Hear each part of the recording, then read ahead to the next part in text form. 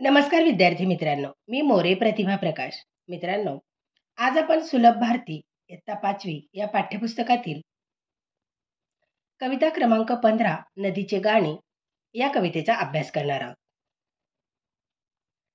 मित्रांनो, सध्या नद्या या दुर्मिळ झालेल्या आहेत. पूर्वी जिथे नदी असेल त्या नदीच्या काठावर गावे वसवली जायची. कारण पाणी हे आपले जीवन आहे. पाणी नसेल तर आपल्याला बरीच कामे करता येणार नाही. सकाळी उठल्यापासून ते रात्री झोपेपर्यंत आपल्याला पाण्याची गरज असते. पाणी नसेल तर बापरे, कल्पना सुद्धा करू शकत नाही. आपल्याला माहिती आहे, पाणी नसल्यामुळे सगळीकडे घाण होणार आहे. घर, शाळा, कार्यालय, मंदिरे, अगदी सगळीकडे घाणीचे साम्राज्य पसरेल. आपल्याला सकाळी उठल्याबरोबर पाणी पिण्यासाठी लागते, प्रांतविधीसाठी पाणी लागते, अंघोळीसाठी पाणी लागते, आपल्या आईला स्वयंपाकासाठी पाणी लागते. थोडक्यात काय, की पाणी आपल्याला आवश्यकच आहे. ते आपले जीवन आहे. पूर्वीचे लोक हे पाणी नदीवरून वापरण्यासाठी न्यायचे. आणि आता मात्र आपण हे पाणी बोरच्या माध्यमातून वापरण्यासाठी घेतो, नाहीतर नगरपालिकेचं पाणी आपण वापरण्यासाठी घेतो.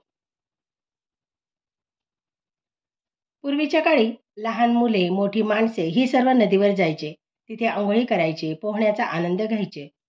आता मात्र या गोष्टी आपल्याला अनुभवता सुद्धा येत नाही. आणि आपल्याला या गोष्टीचा अनुभव घ्यायचा असेल तर आपल्याला पैसे देऊन एखाद्या रिसॉर्टवर जावं लागते आणि तिथे जाऊन पोहण्याचा आनंद घेता येतो. किंवा मग एखाद्या बीचवर जायचं आणि पोहायचं. परंतु नद्या नदीवर जाण्याचा जो आनंद आहे तो मात्र आपल्याला घेता येत नाही. पण ठीक आहे, वि. म. कुलकर्णी यांनी या कवितेच्या माध्यमातून आपल्याला नदीचा आनंद मिळवून दिलाय. चला तर मग मी कविता वाचते, तुम्ही सगळ्यांनी ती शांतपणे ऐकायची आणि प्रत्येक शब्दावरती बोट ठेवायचे. ओके बेटा?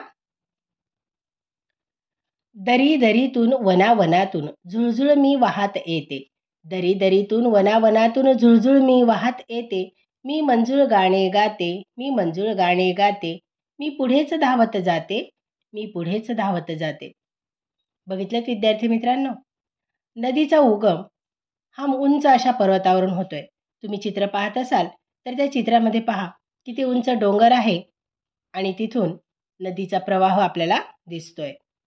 तर मित्रांनो, अशी ही नदी दरी दरीतून वनावनातून झुळझुळ आवाज करत वाहत येते आणि तिचा हा झुळझुळ आवाज अतिशय मंजूळ असतो. मंजूळ म्हणजे काय, की आपल्याला तो अतिशय गोड वाटतो. आपण ज्यावेळेस तो कानावर आपला आवाज पडतो ना, तर आपल्याला तो आवाज खूप गोड वाटतो. म्हणून नदी आपल्याला सांगते, की मी मंजूळ गाणे गाते आणि मी पुढेच धावत जाते. थोडक्यात नदी आपल्याला सांगते, की कधीच थांबायचं नाही, सारखं पुढे पुढे धावत जायचं असतं. तर वसली गावे तीरावरती, वसली गावे तीरावरती, त्यांना भेटून जाते पुढती. लता वृक्ष किती काठावरती, भूमी तुझे मला भेटती. वसली गावे तीरावरती. आपण पूर्वीचा जर अभ्यास केला तर त्यामध्ये आपल्याला दिसेल, की जी गावं असायची ना, ती कुठे वसली जायची, तर नदीच्या काठावर वसली जायची. जेणेकरून पाण्याचा जो स्रोत असेल तो त्यांना जवळच्या जवळ उपलब्ध होईल. आणि म्हणून ही गावे तीरावरती वसायची. तीर म्हणजे काय? काठ, नदीचा काठ. तर अशा नदीच्या काठावर ही गावे वसली जायची आणि मग तिथून त्यांना पाणी हे जवळ उपलब्ध असायचं. वसली गावे तीरावरती, त्यांना भेटून जाते पुढती. लता वृक्ष किती काठावरती, भूमी तुझे मला भेटते. आता ही नदी या गावांना भेटून जाते आणि हिच्या काठावरती काय काय असतं, तर लता वृक्ष असतात. लता वृक्ष म्हणजे काय? अगदी बरोबर, लता म्हणजे वेल आणि वृक्ष म्हणजे झाड. तर या वेली ही झाडं काठावर उगवतात आणि त्या नदीला जमिनीतून भेटतात. म्हणजे भूमीतून म्हणजे काय, जमिनीतून त्या नदीला भेटत असतात. फुलवेली म्हणजे सुमने देती, कुठे लवाळी खेळत बसती. आता जी फुलवेली आहेत ना, फुलांच्या ज्या वेली आहेत त्या नदीला सुमनं देतात. म्हणजे नदीच्या काठावर ज्या फुलांच्या वेली असतील तर त्या नदीला फुलं देतात. सुमने म्हणजे काय? फुले. तर फुलवेली मज सुमने देती, कुठे लवाळी खेळत बसती. आणि जे लवाळी असेल म्हणजे पाण्यात जे गवत उगवतं, वनस्पती असते ती अतिशय बारीक नाजूक असते. तिला जर आपण स्पर्श केला तर ती मऊ मऊ अशी हाताला लागते. तर अशी ही लव्हाळी नदीला नदीबरोबर खेळत बसते. फुलवेली मज सुमने देती, कुठे लवाळी खेळत बसती, कुठे आम्रतरू माझ्यावरती शीतल आपली छाया धरती. आम्रतरू म्हणजे काय? अगदी बरोबर. आम्र म्हणजे काय? आंबा आणि तरू म्हणजे झाड. तर असं हे आंब्याचं झाड नदीवरती सावली धरतं. आणि त्याची सावली कशी असते? शीतल. शीतल म्हणजे कशी? थंड, छान वाटते ती सावली, थंडगार असते अगदी. छाया म्हणजे सावली. तर शीतल आपली छाया धरती. मग नदीवरती हे आम्रतरू म्हणजे आंब्याचे झाड असेल तर ते काय करतं? थंड अशी सावली नदीला देत असतं. पिवनी पाणी पिवनी पक्षी जाती, घटभरुणी कोणी जल नेती. आता तिथं पाणी पिण्यासाठी कोण येतं? तर पक्षी येतात.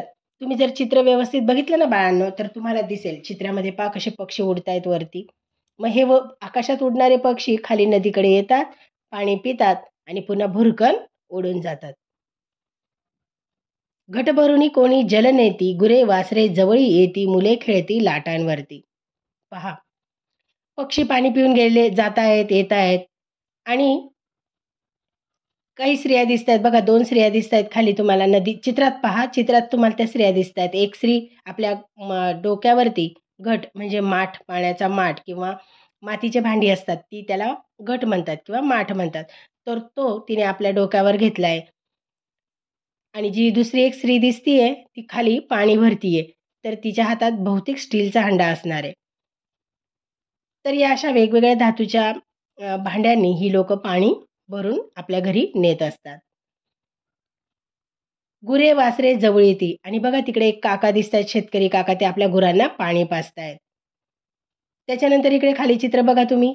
तुमच्यासारखीच गोड मुलं पहा, किती सुंदर अशी पाण्यामध्ये खेळतायत आणि हसतायत. छान वाटतंय ना हे दृश्य पाहायला?